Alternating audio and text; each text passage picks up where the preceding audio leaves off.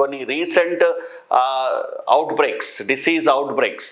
అయితే ఇవన్నీ పాండమిక్ అంటే మహమ్మారి, పాన్ అంటే ఆల్, గుర్తుపెట్టుకోండి. ఎలా గుర్తుపెట్టుకుంటారంటే పాండమిక్ పాన్ అంటే ఆల్ అన్నట్టు. అంటే వరల్డ్లో చాలా కంట్రీస్లో, మొత్తం వరల్డ్ వైజ్ ఎక్కువ కంట్రీస్లో స్ప్రెడ్ అవుతే దాన్ని పాండమిక్ అంటాం. సో కరోనా అనేది పాండమిక్ అయింది. చాలా డిసీజు ఈ మధ్య అవుట్ బ్రేక్స్ ఉండేటివి కొన్ని పాండమిక్ అయ్యాయి.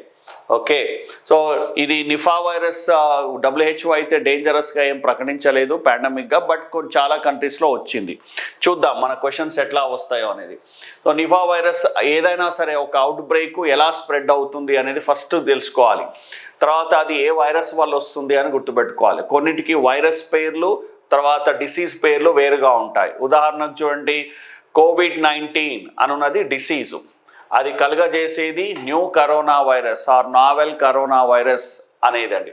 ఆర్ సార్స్ కరోనా వైరస్ 2 ఇది దాన్ని కలుగజేసేది. మనం బాగా గుర్తుపెట్టుకోవాలి. మనం ఏమనుకుంటామంటే COVID-19 ఇది వ్యాధి అండి,